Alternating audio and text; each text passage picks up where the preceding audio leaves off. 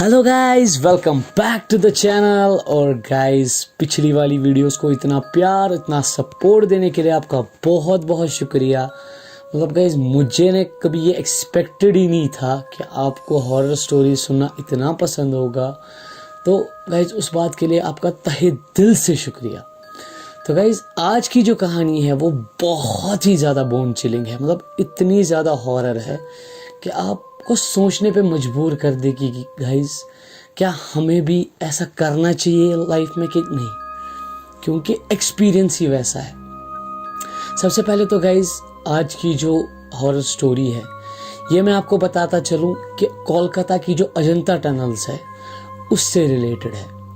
और गाइज, मैं आपको ये बात बताना चाहूँगा कि इस कहानी की जो एंडिंग है ना, बहुत ही ज़्यादा मिस्टीरियस, बहुत ही ज़्यादा डराने वाली है।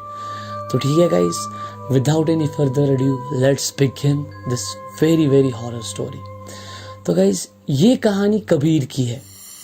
कबीर 18 साल का एक ये सीधा साधा बंदा है जिसके अपने दोस्त है, जिसके बहुत सारे दोस्त हैं। एक दिन क्या होता है, कबीर अपने 6 दोस्तों के साथ अपने जो कॉम्प्लेक्स है उसके नीचे प्लेग्राउंड होता है, उसमें बैठा होता है। आपस में आराम से गप्पे मार रहे होते हैं दोस्त। तो इतने में ही कबीर का एक और दोस्त जिसका नाम निशांत होता है, वो अपनी नई गाड़ी लेके आता है जो होती है क्रेटा, Hyundai क्रेटा। अब सब दोस्त बहुत ज़्यादा खुश हो जाते हैं क्योंकि ऑब्वियसली कोई दोस्त गाड़ी ले रहा है तो यार ये इससे ज़्यादा खुशी की बात क्या होगी। अब सब उसको कॉन्ग्रेचुलेट करते हैं, उससे पार्टी वगैरह मांगते हैं। और इतने में ही एक दोस्त जिसका नाम फ़हीम होता है, वो इनको बोलता है कि चलो गाइज, आज नाइट आउट के लिए चलते हैं। उस टाइम रात के लगभग 11 बजे हुए होते हैं।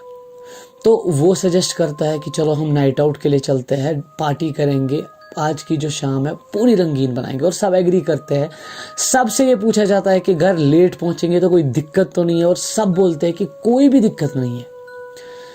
अब क्या होता है, निशांत जो है गाड़ी स्टार्ट कर लेता है एंड वो कहीं पे तो एक क्लब में जाते हैं जहाँ पे ढेर सारी पार्टीज करते हैं, वहाँ पे खाते हैं, पीते हैं, बहुत ज़्यादा एंजॉय करते हैं। अब ये करते करते इनको ना टाइम का पता नहीं चलता। रात के 3 बजे हुए होते हैं and they had no idea कि मतलब इतना लेट हो चुका है।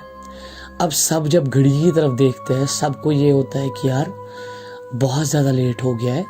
हमने बेशक बोला था कि लेट जाएंगे तो कोई दिक्कत वाली बात नहीं है, लेकिन इतना लेट हमने कभी हामी नहीं भरी थी। तो ये क्या करते हैं, अब ये निशांत को बोलते हैं सभी लोग कि हम यहाँ से जाएंगे, अब हम घर जाएंगे, क्योंकि घर वाले भी परेशान होंगे ऑब्वियसली। तो निशांत क्या करता है, गाड़ी स्टार्ट करता है एंड वो चलने लगते हैं रास्ते पे। अब निशांत गाड़ी चला रहा होता है।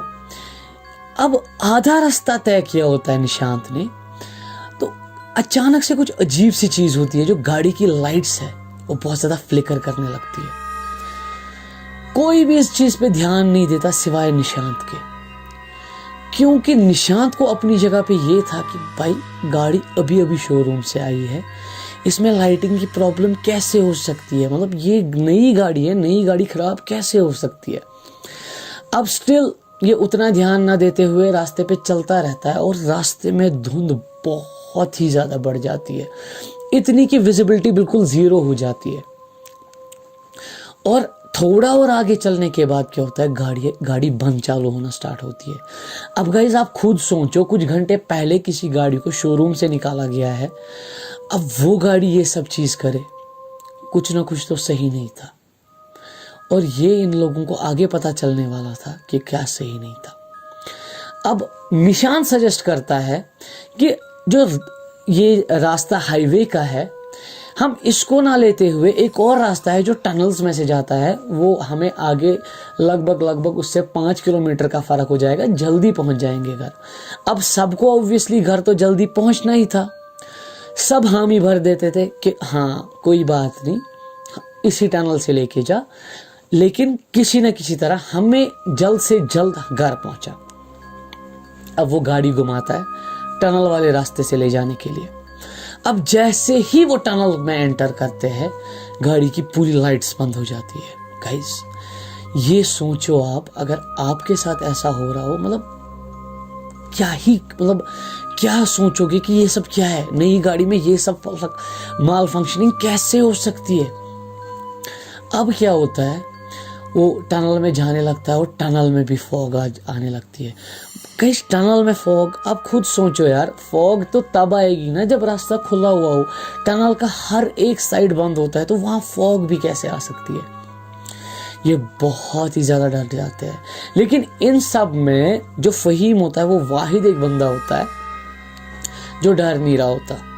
वो इनको बोलता है यार तुम लोग कितने फट्टू हो, इतना क्यों डर रहे हो, ये कोई बड़ी बात नहीं है, कोई बात नहीं, होता रहता है ये सब चीज़ें। मतलब वो बहुत ज़्यादा स्ट्रॉन्ग एक्ट करने की कोशिश कर रहा होता है इन ये केसेस में, ताकि ऑब्वियसली दोस्ती में उनको ये लगे कि ये हमारा दोस्त यार कितना ज़्यादा दिलेर है, डरता ही नहीं किसी चीज़ से। अब आगे क्या होता है, निशांत बहुत ज़्यादा डर जाता है, बहुत ही ज़्यादा, और कबीर ऑब्वियसली वो भी बहुत डरा होता है और बाकी के लोग भी बहुत डरे हुए होते हैं। अब निशांत क्या करता है, वो अपनी गाड़ी को फुल स्पीड में लगभग 100 किलोमीटर पर आवर की स्पीड में भगाता है। अब जैसे ही वो भगाता है तो अचानक से इनके साथ क्या होता है कि इनको ना बहुत सारे हाथ की टैपिंग सुनाई देती है कि जो जितने भी खिड़कियां हैं गाड़ी पे, सब पे टैप होने की आवाज़ें आ रही है। और इस पॉइंट पे क्या होता है, सब लोग शॉक में। मतलब किसी ने भी ये सोचा नहीं होगा कि यार गाड़ी पे अचानक से टैप्स होंगे, यार खिड़की पे अचानक से टैप्स होंगे, यार इतना ज़्यादा डरने वाला माहौल हो गया होता है। अब निशांत कैसे भी करके उस टनल से बाहर जाता है और वो ना मतलब ये राहत की सांस लेते हैं कि फाइनली हम इस चीज़ से बाहर आ चुके हैं फाइनली। अब ये क्या करते हैं, ये सामने ही थोड़ी सी दूर पे एक पेट्रोल पंप होता है, वहाँ पे पेट्रोल वगैरह डालने के लिए रुकते हैं और थोड़ा सा ना अपने आप को ये मतलब काम करने की कोशिश करते हैं। लेकिन जैसे ही ये गाड़ी से नीचे उतरते हैं, ये देखते हैं कि हर साइड के शीशों पे बड़े बड़े हाथों के निशान हैं। और इस टाइम पे सबका दिमाग ब्लैंक हो गया होता है कि यार ऐसा कैसे हो सकता है कि 100 किलोमीटर पर आवर की स्पीड पे गाड़ी चल रही है और टैपिंग, कैसे कोई इतना तेज, मतलब ऐसी स्पीड कोई मैच भी कैसे कर सकता है। अब ये उन हाथ के निशानों को साफ करने की कोशिश कर रहे हैं, लेकिन वो निशान साफ ही नहीं हो रहे। मतलब ऑलरेडी इनके साथ इतना बुरा एक्सपीरियंस हुआ होता है, स्टिल ये जो हॉन्टिंग है ये पीछा छोड़ ही नहीं रही। अब ये क्या करते हैं, जो पेट्रोल पंप होता है उसके साथ में ही एक चाय की टपरी होती है, ये वहाँ पे बैठने लगते हैं। और जो पेट्रोल पंप है वहाँ पे ही एक मतलब वो होता है वॉशिंग स्टेशन, वहाँ पे उस बंदे को बोलते हैं कि इसके शीशे वगैरह साफ कर ले, जो तेरा बनता है वो हम तेरे को दे देंगे, अब ये जो निशान है इससे मिटा दे। वो भी चलो मान लेता है, चलो कोई बात नहीं। तो अब ये चाय पी रहे होते हैं, लेकिन सबके सब शौक में है।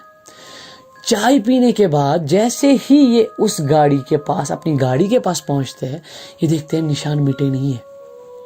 ये उस भाई से पूछते हैं, भैया हमने आपको बोला जितना आपका बनता है हम आपको दे देंगे, आपने साफ क्यों नहीं करे। और उस टाइम पे एक ऐसा खुलासा होता है जिससे इन सब के रोंगटे खड़े हो जाते हैं। इस टाइम तक भी जो फ़हीम होता है वो सबसे ज़्यादा टफ बनने की कोशिश कर रहा है, लेकिन वो जो वर्क स्टेशन वाले भैया होते हैं जिनको वॉशिंग का काम दिया होता है, वो इनको बोलते हैं ये निशान इसलिए नहीं मिटे क्योंकि ये खिड़की के बाहर से नहीं, खिड़की के अंदर से, गाड़ी के अंदर से लगे हुए हैं। एंड ये सुनते ही फ़हीम को हार्ट अटैक आ जाता है कि ऐसा कैसे हो सकता है कि उस गाड़ी में हमारे अलावा भी कोई तो और था।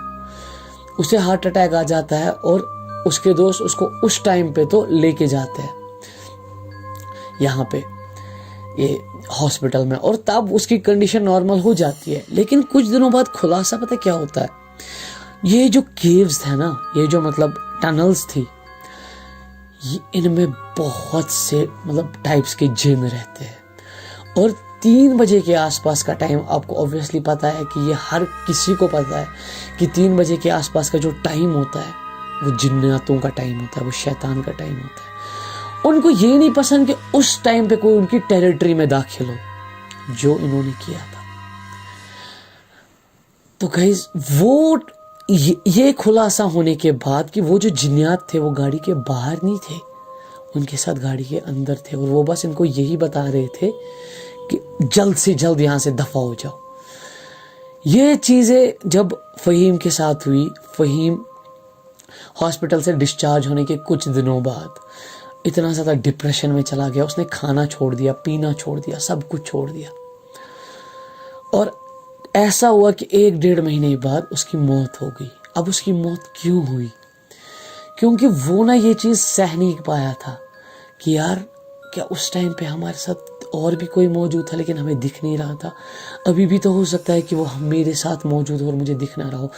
इस ट्रॉमा की वजह से वो मर गया, उसकी डेथ हो गई। देखो गाइस, मैं जब भी कोई कहानी आपको बताता हूँ, मैं कभी नहीं चाहता कि किसी की मौत हो, क्योंकि यार मौत होना कोई मतलब किसी की जान जाना ये कोई आसान बात नहीं होती।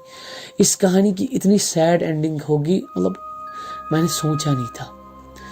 तो ये आज का किस्सा था जिससे मतलब मैं आपको तो इतना ही बताना चाहूँगा, अगर आप कहीं भी बाहर जाने का सोच रहे हो, कहीं भी घूमने जाने का सोच रहे हो, रात में तो एटलीस्ट गाइस अवॉइड ही किया करो, क्योंकि आपको पता नहीं होता कि आप किस चीज़ से टकरा जाओगे, क्या आपके सामने आ जाएगा, और वो शायद आपकी लाइफ का वो पल होगा जो आपको ज़िंदगी भर भी हॉन्ट कर सकता है।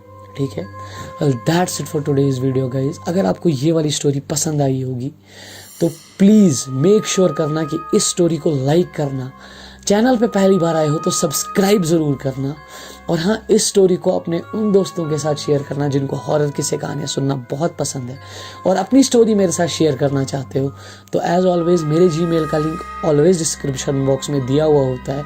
आप वहाँ पे मेरे को अपनी स्टोरीज लिख के भेज सकते हो। अगली कहानी हो सकता है आपकी हो। तो गाइस, अब अगली कहानी में मिलते हैं, तो तब तक के लिए अपना ख्याल रखिए। Stay safe, stay blessed.